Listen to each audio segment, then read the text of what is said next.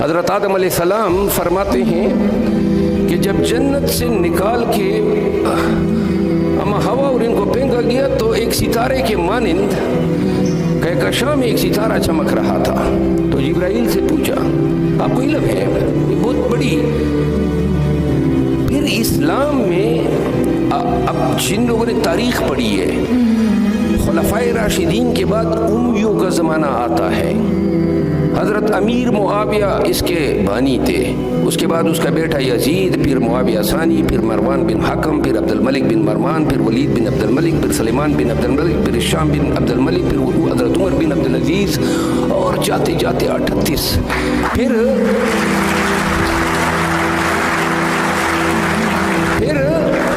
عباسی آئے, پھر مملوک آئے, اور پھر ہم اسلامی تاریخ میں دیکھتے ہیں تو اسلام میں ایک تحریک اٹھی. یاد رکھیں آج کا آپ کا آئی ٹی کا دور, آپ اس کے ساتھ تقابلی جائزہ لیں کہ اسلام میں سوالات پیدا ہو گئے امیوں اور عباسیوں دور میں.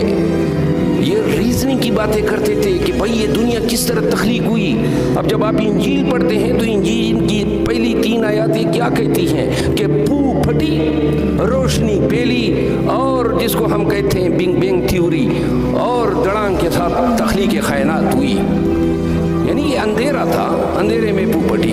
پھر سوال پیدا ہوئے, آپ نے ایک ہمارے مسلمانوں میں بعد میں لوگوں نے اس کو فرقہ بنا دیا, اثنا اشاریہ. اب میں سے کوئی جانتا ہے اثنا اشاریہ؟ حضرت حسن البصری ایک بہت بڑے عالم گزرے ہیں, مدرسے میں پڑھاتے تھے. تو ان کے پاس 3 لوگ گئے, انہوں نے کہا یا شیخ ایک شخص ہے, اس کا جو چھوٹا بیٹا ہے وہ 3 ماہ کی عمر میں مر گیا, تو یہ کہاں جائے گا, جنت میں جائے گا یا دوزخ میں جائے گا؟ تو حضرت حسن البصری نے فرمایا کہ حضرت اللہ تعالیٰ نے تو اپنی ربوبیت کی قسم کہا کہ یہ قرآن میں وعدہ کیا ہے. عنکبوت, سورہ عنکبوت کا حوالہ دیا کہ جو انفینسی میں those who die in infancy will act as redeemers for their parents, یعنی اپنے والدین کے لیے وہ وکیل ہوں گے بروز محشر. تو لہذا خود تو جنت جائیں گے, والدین کا بھی وسیلہ بنیں گے. دوسرا سوال, وہ دوسرا بیٹا ہے 30 سال کی عمر میں دنیا کے جہاں کا گند کیا, شرک کیا, قتل کیا, فساد کیا, فتنہ کیا, وہ کہاں جائے گا؟ انہوں نے کہا کہ اللہ تعالیٰ نے تو باقاعدہ عہد کیا ہے کہ گناہوں میں سے میں شرک کی معافی نہیں دے سکتا ہوں, تو لہذا جو شرک کرے گا وہ جائے گا دوزخ میں. انہوں نے کہا وہ تیسرا ہے, اور اس نے ساری زندگی پیغمبر اسلام کے بتائی ہوئے راستوں پہ سفر کی, تو وہ شخص کدھر جائے گا؟ انہوں نے کہا اللہ تعالیٰ نے سورہ المائدہ میں, سورہ عرفات میں اور سورہ نوح میں بار بار وعدہ کیا ہے کہ جو اللہ کے بتائے ہوئے راستے پہ اور سنت نبوی پہ اپنی لائف گزارے گا اس کو جنت سے نوازا جائے گا. تو انہوں نے کہا حضرت اب یہ ذرا توجہ دیں کہ یہ جو درمیان والا بیٹا ہے وہ اگر کہہ دے کہ یا خدا مجھے بھی 3 ماہ کا ہو کے مار دیا ہوتا, میں کم از کم دوزخ تو نہ جاتا. 30 سال آپ نے زندہ رکھا, مجھ سے شرک بھی کروایا, مجھ سے گناہ بھی سرزد ہوئے, اور اب کہتے ہیں کہ دوزخ میں سڑو.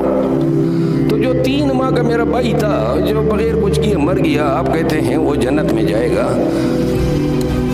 تو اس وقت حسن البصری کا ایک شاگرد تھا, اس کا نام تھا واصل ابن عطا. وہ کھڑا ہو گیا اور اس نے کہا کہ یا شیخ اس سوال کا جواب میں دیتا ہوں. انہوں نے کہا نہیں, خاموش ہو. انہوں نے کہا نہیں میں جواب دینا چاہتا ہوں. انہوں نے کہا نہیں آپ نہیں دیں گے. تو واصل ابن عطا کھڑا ہوا اور وہ نکل گیا مدرسے سے. تو جب وہ نکلا تو اس نے ایک فکرہ کہا اتدل انا, یعنی ہی سے سٹڈ فرام اس, یہ ہم سے چلا گیا. وہ جو ہی مدرسے سے باہر نکلا وہ 3 لوگ اس کے پیچھے آئے, کوئی فرلانگ آگے روک کے کہا آپ بتائیں آپ کا ذہن کیا کہتا ہے؟ انہوں نے کہا کہ خدا نے یہ بھی تو کہا ہے کہ آمنت باللہ و ملائکتہ و کتبہ و رسلہ والیوم الآخر والخیر والشر, یعنی والیوم الآخر. اللہ تو کہتا ہے نا کہ جب آپ کی ارواح یہاں سے چلی جاتی ہیں, جب تک یوم آخرت نہیں آئے گی آپ کے اعمال کا میزان ہوگا ہی نہیں. تو کس طرح بغیر روز آخرت کے فیصلے کے آپ ابھی سے کسی کو فتوے دے رہے ہیں، نواز رہے ہیں کہ تمہیں عذاب قبر ملے گا، تمہیں دوزخ ملے گی، تمہیں ہو سکتا ہے اللہ تعالیٰ جو ہیں وہ مثال دی کہ ابراہیم ابن ادم اور اصحاب کہف کے کتے کی مثال دی۔